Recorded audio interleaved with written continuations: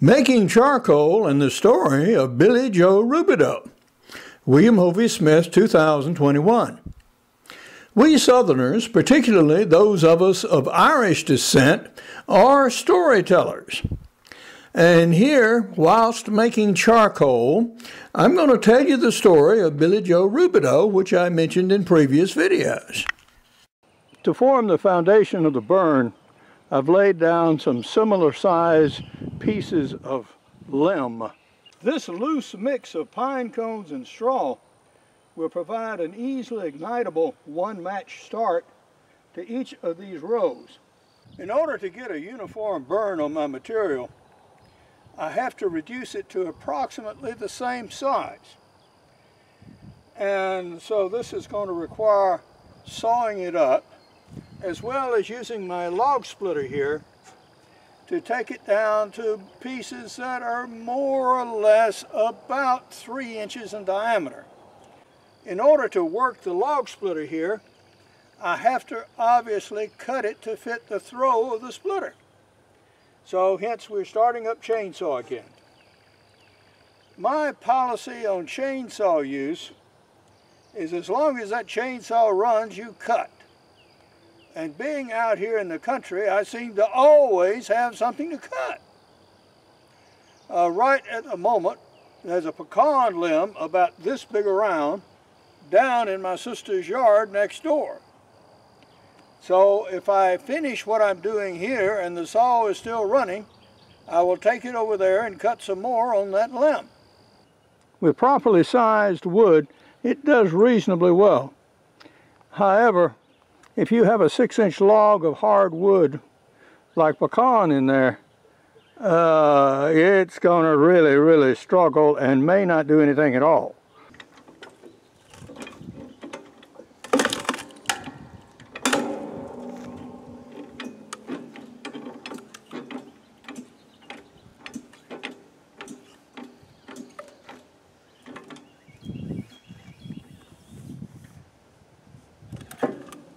Now this is more nearly how it's supposed to work. Because of the irregular nature of the wood, that is about as high as I'm going to make the pile. It's going to need constant watching and controlling so that the pile collapses within itself and just doesn't roll off the sides. To aid in the ignition, I'm going to put our remaining pine straw and pine cones onto the pile. We have a variable intermittent breeze today, but there is little in this pile that will blow except for an occasional oak leaf. At any rate, we are going to be out here. The wood I have in the yard surrounded by green grass is no problem.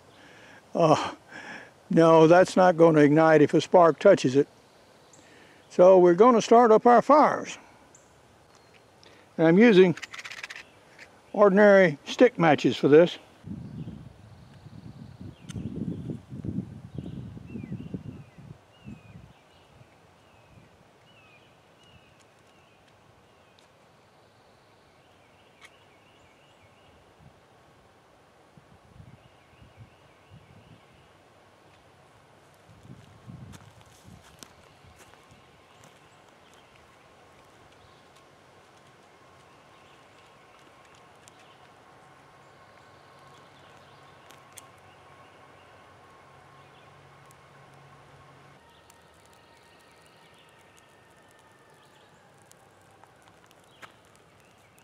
I've ignited both sides, and from here on out it's pretty well on its own, except for my racing up the pile if it attempts to collapse in a direction I do not want. You can see the flame starting to lick up and getting towards the interior of the pile. The straw and the pine cones are igniting, but I can't say that any of the wood is really taken yet, but it will. And now the wind is intensifying the flame. Hadn't got to the top yet, but it's working on it.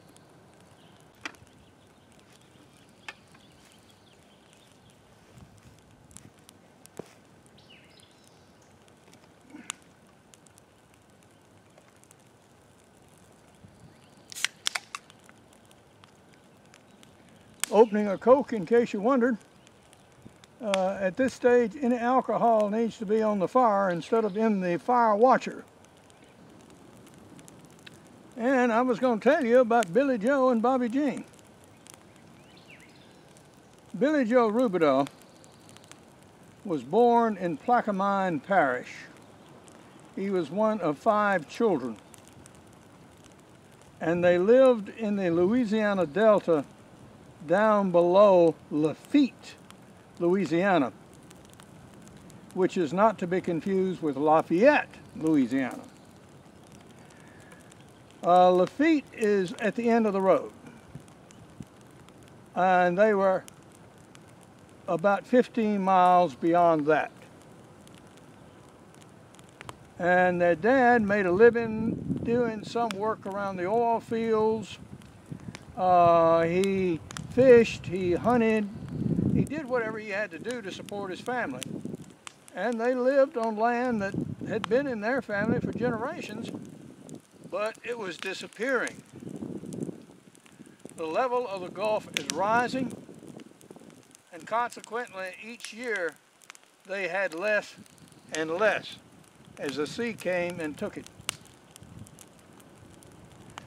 During one interval, when he was a boy, there was a coastal hurricane, and he and the rest of the family survived by climbing up a tea olive tree and hanging on for dear life while everything they owned was washed away beneath them.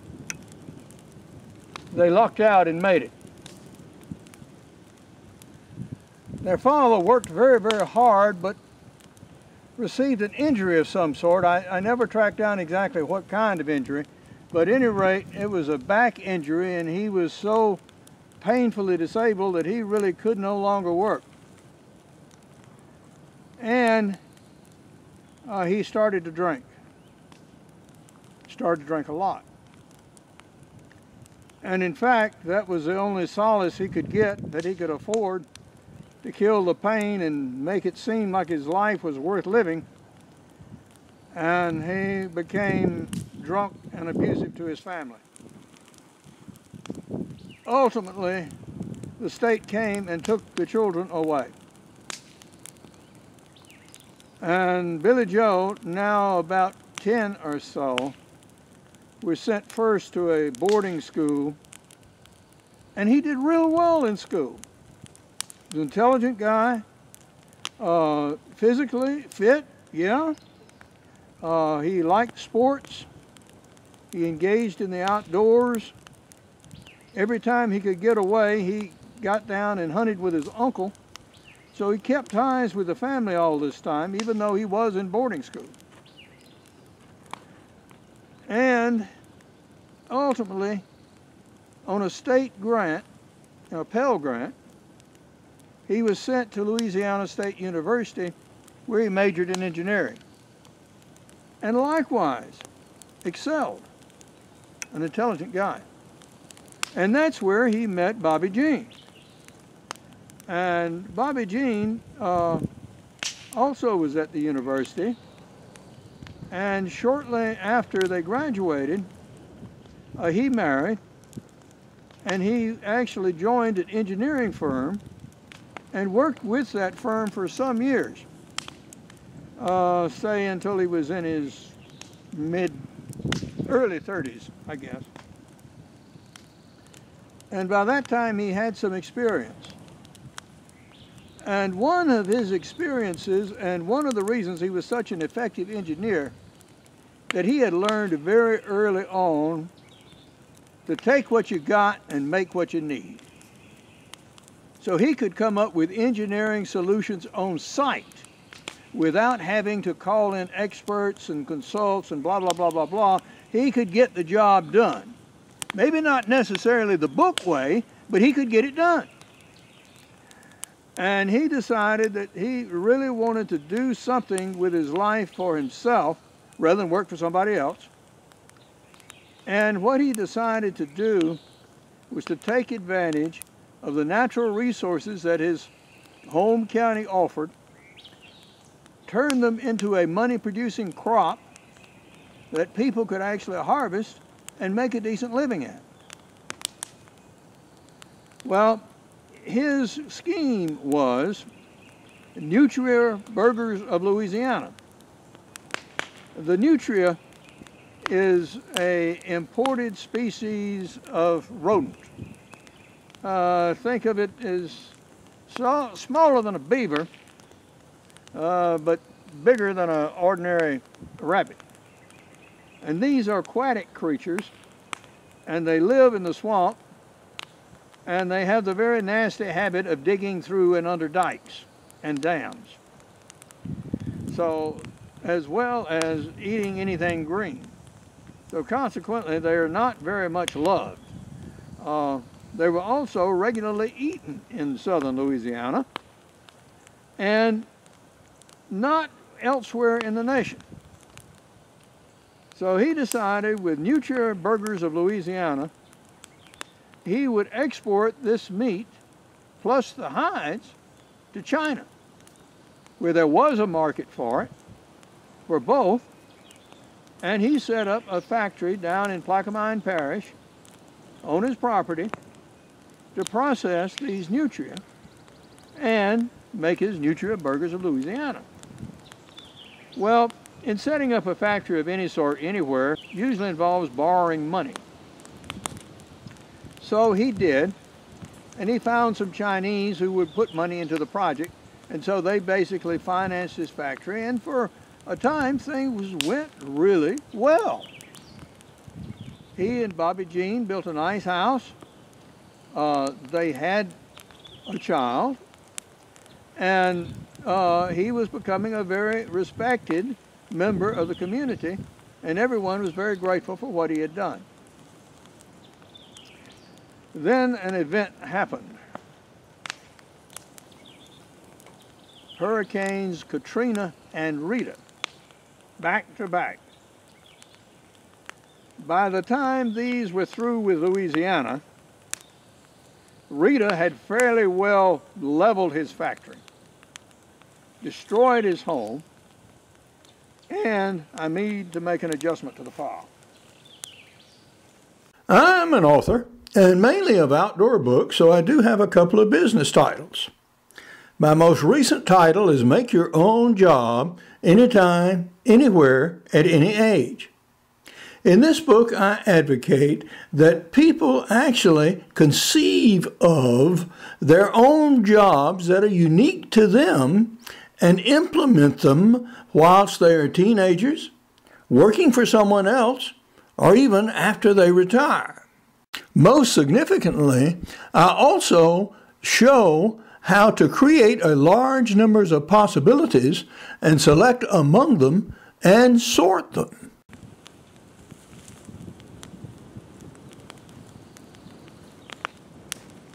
And left them with nothing but debt. With no source of income, his debts were coming due.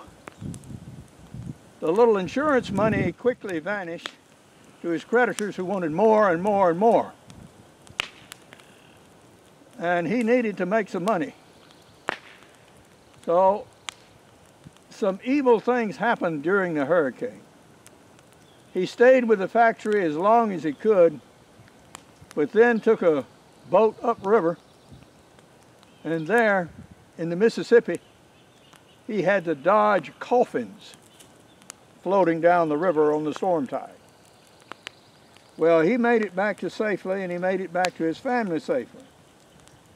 But he lost his uncle during the hurricane. He was killed. And his uncle left him a little bit of land on higher ground. So there, he started a little barbecue place. And what he would do is he would make Cajun specialties, like boudin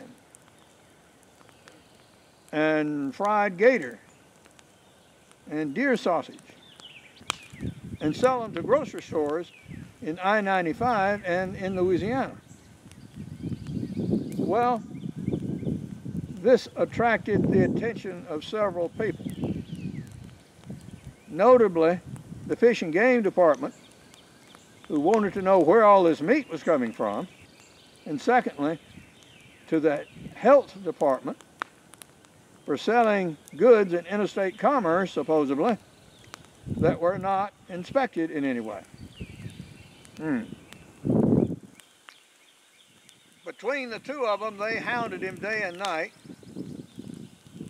His wife left him, taking the son with her, and so he was left by himself. Not knowing yet quite what to do, he got him a bottle of Bayou rum, his mother's Bible, a pistol, and took a pirogue back to his old factory site, of which all that remained was a concrete floor. And there, he set up a table.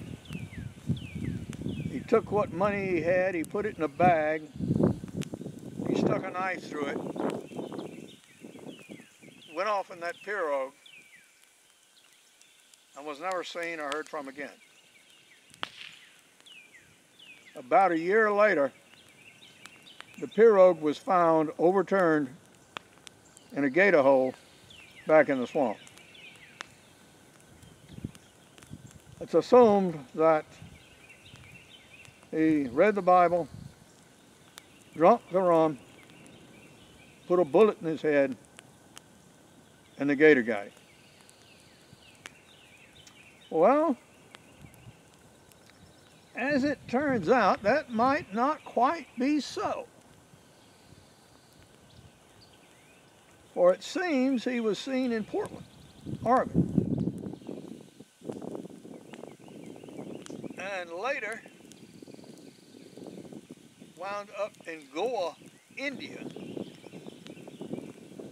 where he was keeping company with a lady of Maori extraction who was in the cosmetics business. So all that may be true. As it turns out, he may do very well. He was always an inventive guy. He was always able to make something out of something. So it's assumed that somewhere in Goa, on the subcontinent, there yet he may live. So that is the story of Billy Joe Rubideoux, whose motto is take what you got and make what you need. And our fire is doing very well. It's almost past the dangerous collapse stage, but we're still going to sit with it. And I'll let you see it again as we get along. We've now reached a decision point as to how much longer do you let the burn continue before you chill the pile and salvage the charcoal that you've already made. The unburned residue from that, meaning the base logs and some of the larger pieces that are still burning, will actually go into the next burn. So that is not wasted wood. It will ultimately be reduced to charcoal. But in the meantime, you don't want to let your good charcoal all burn away either.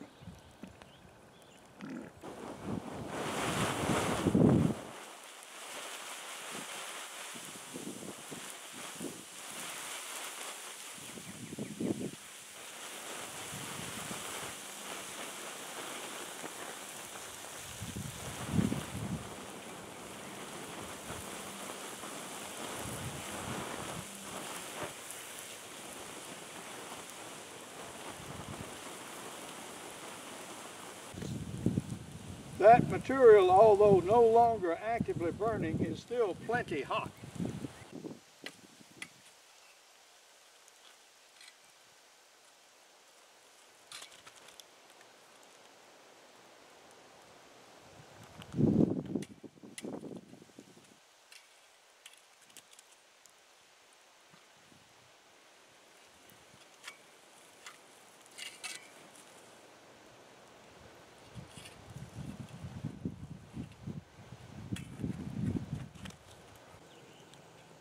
Now that which now remains is largely recoverable charcoal.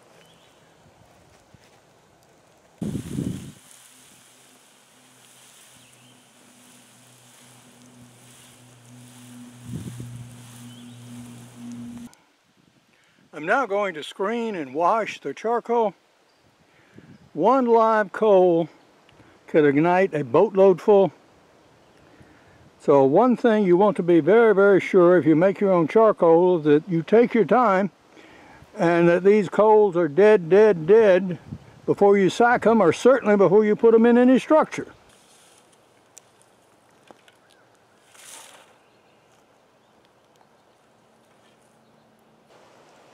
That is most of our charcoal yield for this burn, but there are still live coals in it. So we're going to wet and wash the dirt away from that material and leave it set overnight before we make any attempt to bag it or sort it further.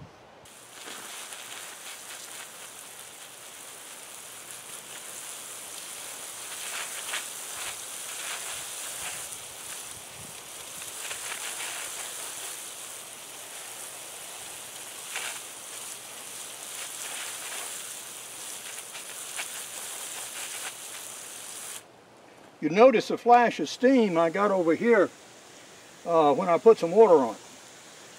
It's not to say there's still not a live coal or two inside.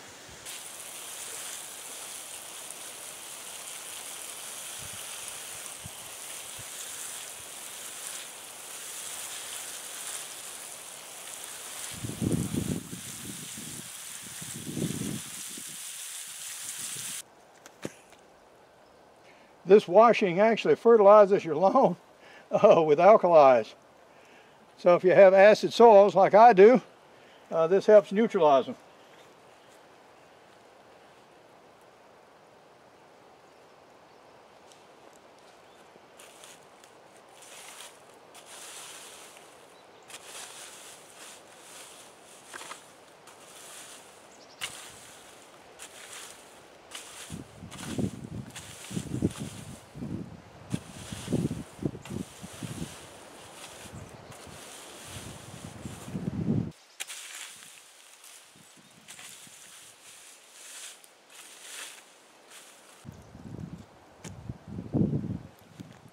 Now that is looking better.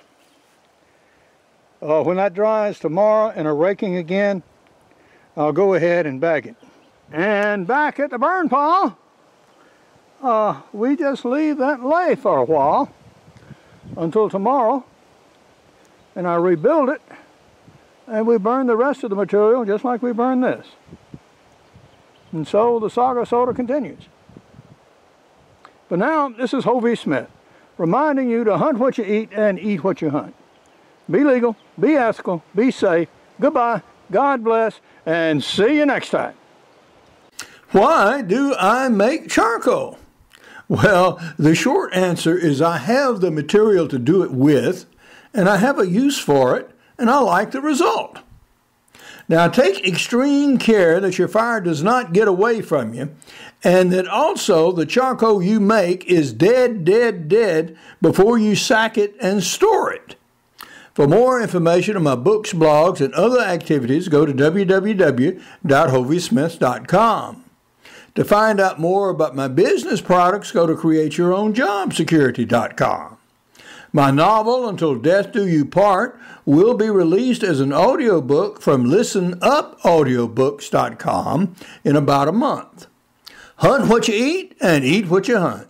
Goodbye and God bless.